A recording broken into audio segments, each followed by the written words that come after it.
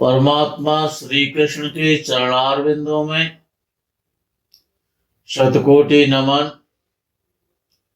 मित्रों को, जिज्ञासुओं को, धर्म प्रेमियों को, ज्योतिष विज्ञान प्रेमियों को हर हर महादेव बम बम भोले नमः शिवाय। मित्रों, सूर्य एक ऐसा ग्रह है उसके साथ जिसकी भी युति होती है वो दूसरे ग्रह को हमेशा पीड़ित कर देता है, प्रभावहीन बना देता है। उसकी सत्ता सूर्य में मिल जाती है। जिस प्रकार से कि सारी नदियां समुद्र में जाकर के विलीन हो जाती हैं, उनका अस्तित्व खत्म हो जाता है, इसी प्रकार से राहु और केतु को छोड़ करके कोई भी ग्रह यदि सूर्य के साथ होता है, युति बनाता है, तो सूर्य इतना पावरफुल है कि उसका अस्तित्व विलीन हो जाता है।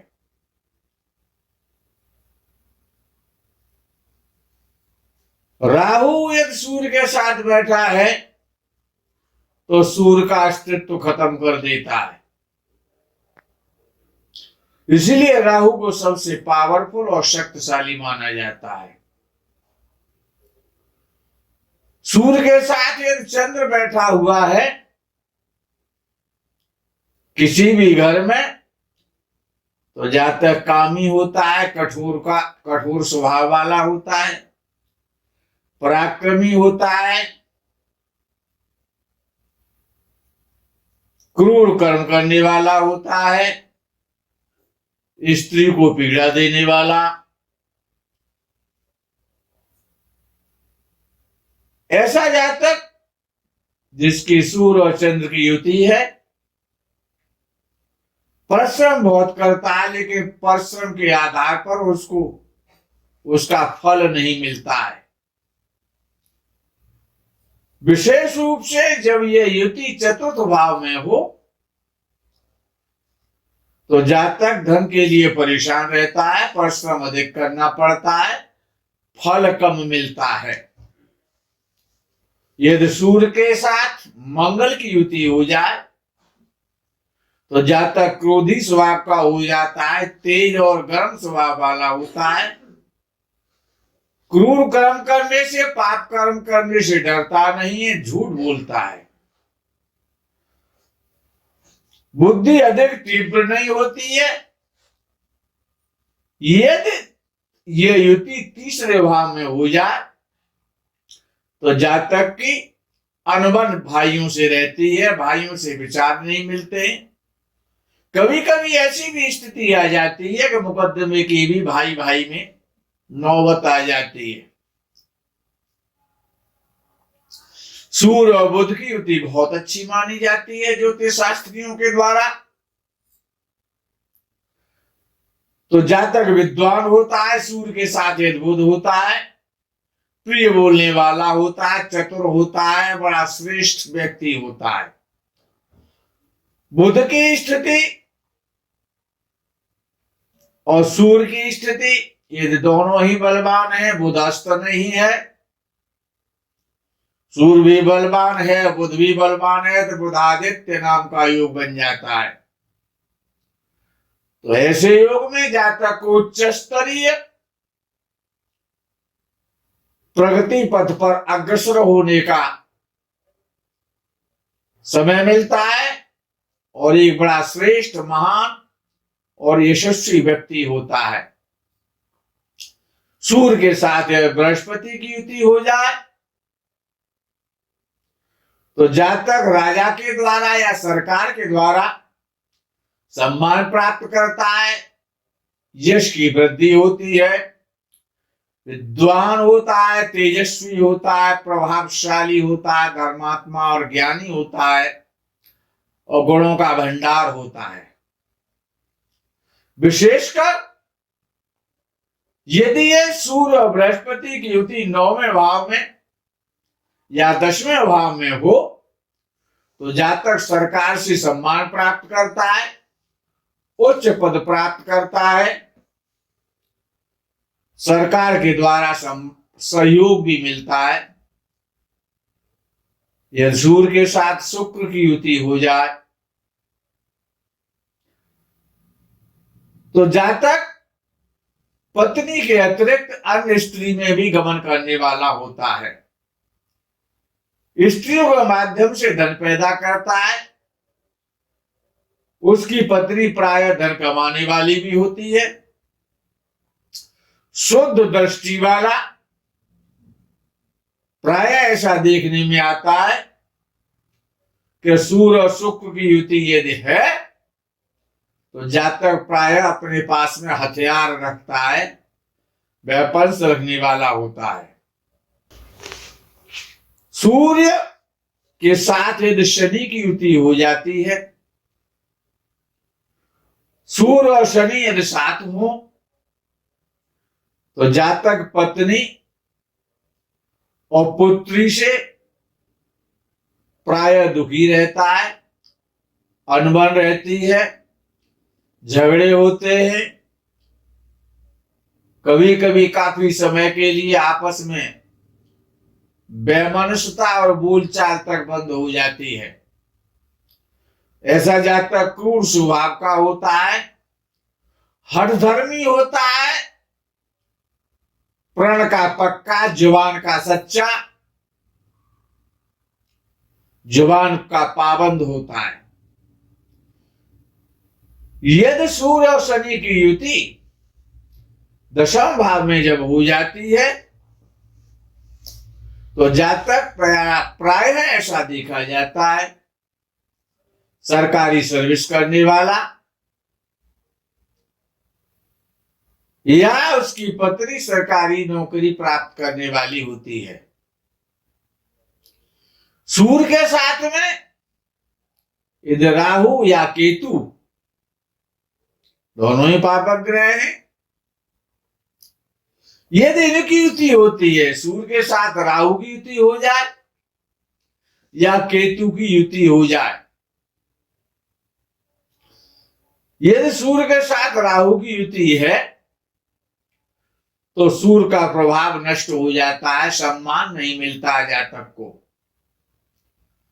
बड़ा परेशान रहता है, पीड़ित रहता है, आत्मबली नहीं होता है, स्वाभिमानी नहीं हो पाता है, उसकी आत्मा निर्बल होती है, दर दर पर विश्वासघात होता है, धोखे मिलते हैं पिता के द्वारा और सरकार के द्वारा। ऐसा जातक परेशान रहता है। यदि सूर्य और राहु की युति 10वें भाव में हो जाए किसी की भी कुंडली में तो ऐसा जातक स्वयं विश्वासघात का शिकार होता है और किसी के साथ भी विश्वासघात कर सकता है। ऐसा जातक परेशान रहता है, पिता से भी अनबन रहती है, प्रायः एक्सीडेंट के योग बन जाते हैं। सूर्य के साथ राहु की जब युति बनती है तो जातक परिश्रम करता है, उतना उसको फल नहीं मिलता है। जातक के कार्यों में प्रायः सरकार के द्वारा बाधाएं आती हैं, कदम कदम पर रुकावटें पैदा होती हैं। यदि ये सूर्य और राहु की युति किसी की कुंडली में है या सूर्य या शनि की युति है, उनसे यदि आप परेशान हो रहे हैं इन युतियों के द्वारा या सूर्य और केतु की युति हो रही है, उससे आपको पीड़ा हो रही है, धन नहीं आ रहा है, मन पीड़ित रहता है, परिवार में झगड़े रहते हैं,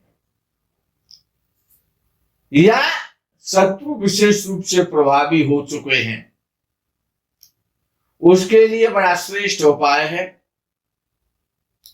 राहु सबसे ज्यादा जो पावरफुल होता है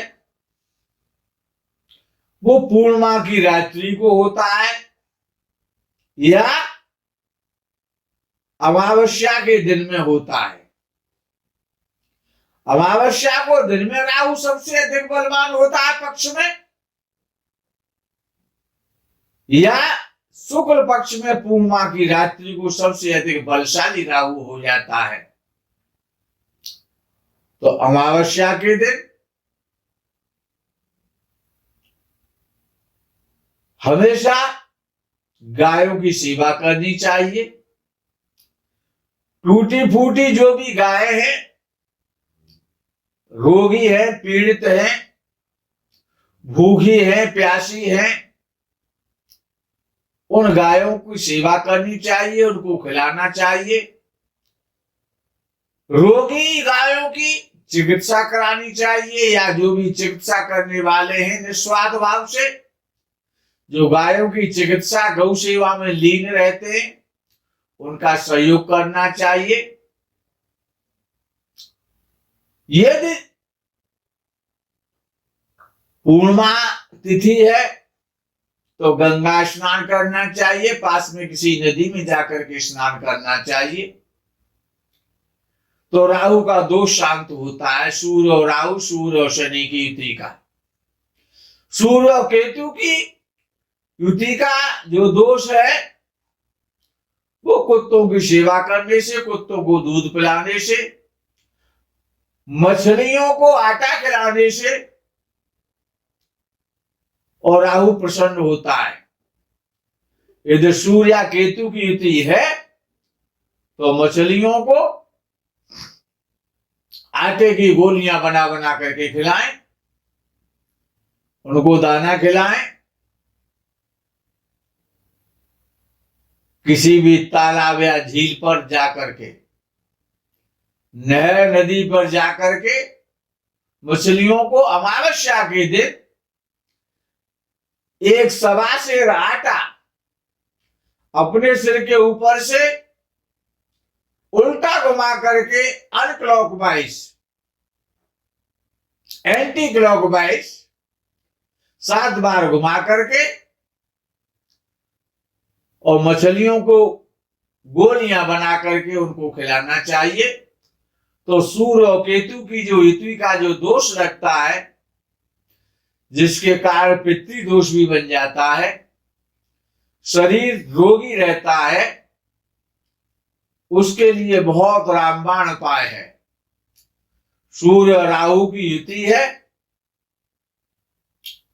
तो हमेशा याद रखना चाहिए कि अमावस्या को दिन में किसी भी नदी में, किसी भी संगम पर स्वच्छ जल में स्नान करके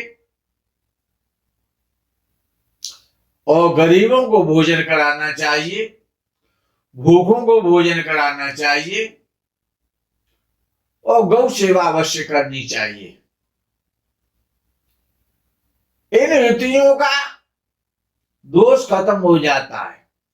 यदि सूर्य और शनि की युति हो रही है तो वृद्धों के पैर छूने चाहिए, वृद्धों का आशीर्वाद लेने चाहिए, अपने से बड़ों का आदर करना चाहिए, उनको शिष्टाचार देना चाहिए, लेकिन शनि का दान नहीं करना चाहिए। सूर्य और शनि की युति हो रही है तो सूर्य का दान करना चाहिए, शनि का दान नहीं करना चाहिए, क्योंकि वहां पर सूर्य पीड़ित होता है शनि के द्वारा। इसीलिए शनि का दान नहीं करना होता है कि शनि बलवान हो जाता है। वो आपके लिए लाभ कराने वाला तभी हो सकता है कि जब आप सूर्य का दान करें। वृद्धों का सम्मान करें और पिता का सम्मान करें, तो सूर्य और शनि की युति का जो दोष है वो खत्म होता है। गेहूं और गुड़ का दान सर्वश्रेष्ठ माना जाता है सूर्य और शनि की जब युति होती है। तो साबुत गेहूं के लड्डू बना करके गुड़ में मिला करके और 5 गायों को 5-5 लड्डू खिलाने से सूर्य और शनि की युति का जो दोष होता है वो शुभ फल देने वाला हो जाता है। मित्रों, आज के इस प्रकरण में सूर्य और शनि, सूर्य के साथ अन्य ग्रहों की युति का क्या परिणाम होता है, उससे कैसे बचा जा सकता है, यह आपको विशेष रूप से बताया गया है। आगे के प्रकरण में चंद्र के साथ किस किस ग्रह की युति होती है, किस भाव में होती है, उसका परिणाम आपको अक्षरशः सत्य सुनने को मिलेगा। तब तक के लिए अल्प विराम। हर हर महादेव, बम बम भोले नमः शिवाय। जय गो माता की।